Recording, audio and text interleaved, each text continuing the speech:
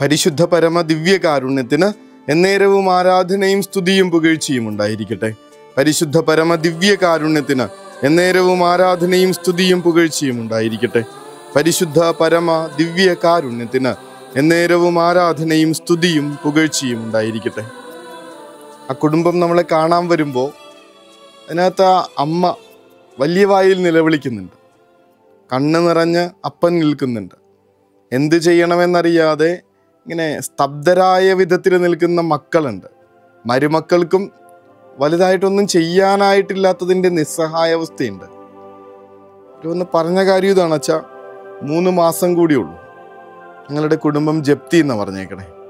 3 മാസം കൂടിയുള്ളൂ ഞങ്ങളുടെ കുടുംബം ജപ്തി എന്ന് പറഞ്ഞേക്കണേ.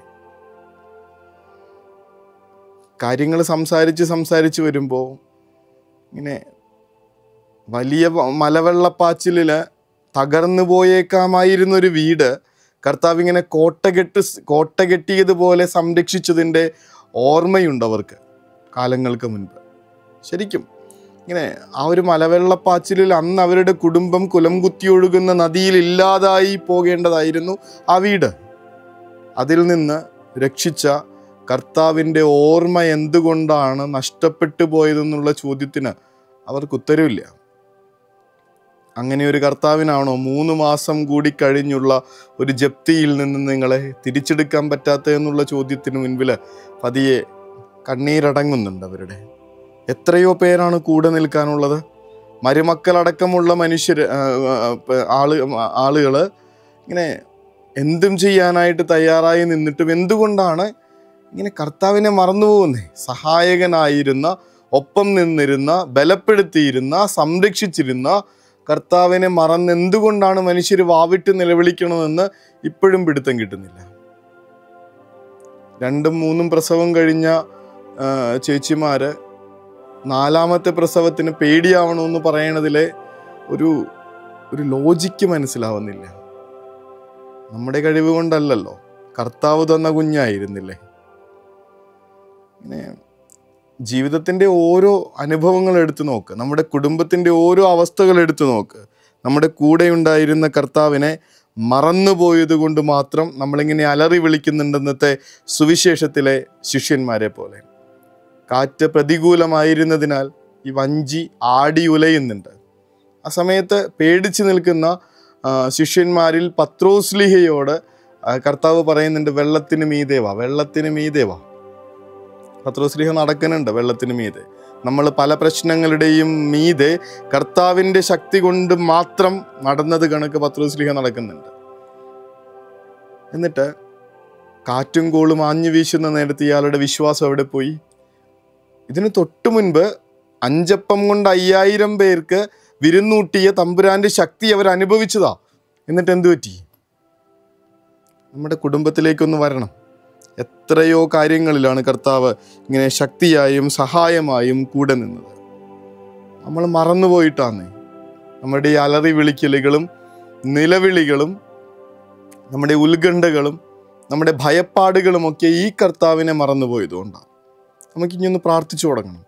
54-ാമത്തെ സങ്കീർത്തനം 4-ാമത്തെ തിരുവചനം, ഇതാ ദൈവമാണ് എൻ്റെ സഹായകൻ, കർത്താവാണ് എൻ്റെ ജീവൻ താങ്ങി നിർത്തുന്നവൻ. ഇതാ ദൈവമാണ് എൻ്റെ സഹായകൻ, കർത്താവാണ് എൻ്റെ ജീവൻ താങ്ങി നിർത്തുന്നവൻ. ഉറപ്പുണ്ടാകണമെന്നേ, ബോധ്യം ഉണ്ടാവണമെന്നേ. നമ്മുടെ കുടുംബത്തെ കെട്ടിപ്പൊക്കാൻ സഹായിച്ചത് ഈ കർത്താവാണെങ്കിൽ, ഇതുവരെ പരിപാലിച്ചത് ഈ തമ്പുരാന്റെ കരങ്ങളാണെങ്കിൽ, പ്രയാസങ്ങളുടെ നടുവിൽ ഈ പ്രശ്നങ്ങളുടെ മുകളിൽ എന്നെ ഉയർത്തിപ്പിടിച്ചത് കർത്താവിൻ്റെ ശക്തിയാണെങ്കിൽ, ഇനിയും അതുണ്ടാവില്ലെന്നാണോ നമ്മൾ കരുതണേ? നിന്റെ പേര് ഞാൻ എൻ്റെ ഉള്ളം കയ്യിൽ രേഖപ്പെടുത്തിയിരിക്കുന്നു എന്ന് പറയണ കർത്താവാ. നിന്റെ കണ്ണീർ കണങ്ങൾ ഞാൻ കുപ്പിയിൽ ശേഖരിച്ചിട്ടുണ്ടെന്ന് പറയണ കർത്താവാ. നീ എവിടെ പോയാലും നിന്റെ ഒപ്പം ഞാൻ കൂടെ ഉണ്ടാവുമെന്ന് പറയണ കർത്താവാ. എൻ്റെ വലതുകരം കൊണ്ട് ഞാൻ നിന്നെ സഹായിക്കുകയും ശക്തിപ്പെടുത്തുകയും ചെയ്യുമെന്ന് പറയണ കർത്താവാ. അതാ കർത്താവ് ചോദിക്കണേ, അല്പവിശ്വാസി നീ എന്തിനാണ് ഭയപ്പെട്ടത്? നമ്മുടെ കുടുംബത്തിൽ ഒരുപാട് പ്രശ്നങ്ങളുണ്ട്. ഇപ്പം നമ്മൾ കടന്നു പോകുന്ന പ്രയാസങ്ങളും ബുദ്ധിമുട്ടുകളും വേദനകളും ഒക്കെയുണ്ട്. പക്ഷെ കർത്താവ് നമ്മളോട് ചോദിക്കും, എന്തിനാ നീ ഭയപ്പെടണേ?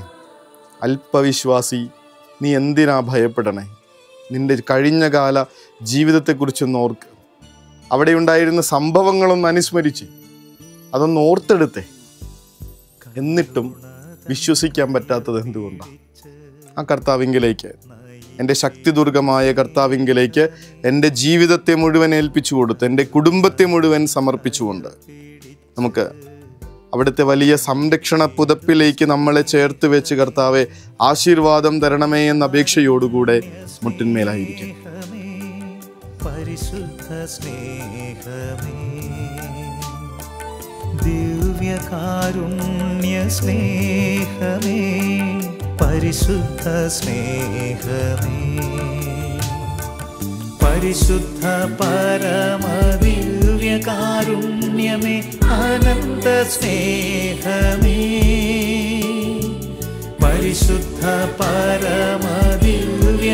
പരിശുദ്ധ പരമദിവ്യകാരുണ്യത്തിന് നേരവും ആരാധനയും സ്തുതിയും പുകഴ്ചയും ഉണ്ടായിരിക്കട്ടെ. പരിശുദ്ധ പരമദിവ്യകാരുണ്യത്തിന് എന്നേരവും ആരാധനയും സ്തുതിയും പുകഴ്ചയും ഉണ്ടായിരിക്കട്ടെ. പരിശുദ്ധ പരമദിവ്യകാരുണ്യത്തിന് എന്നേരവും ആരാധനയും സ്തുതിയും പുകഴ്ചയും ഉണ്ടായിരിക്കട്ടെ. ഉറങ്ങാൻ പോകുമ്പോൾ ഈ സങ്കീർത്തന ഭാഗം ഉള്ളിലുണ്ടാവട്ടെ.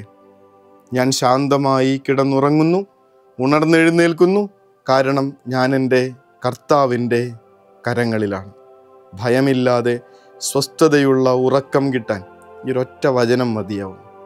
ഈശോ അനുഗ്രഹിക്കട്ടെ. കരുണതൻ കയർ പിടിച്ച് നയിച്ചിടും സ്നേഹമേ, ദിവ്യകാരുണ്യ സ്നേഹമേ, പരിശുദ്ധ സ്നേഹമേ, പരിശുദ്ധ പരമദിവ്യകാരുണ്യമേ, അനന്ത സ്നേഹമേ, പരിശുദ്ധ പരമദിവ്യകാരുണ്യമേ, അനന്ത സ്നേഹമേ.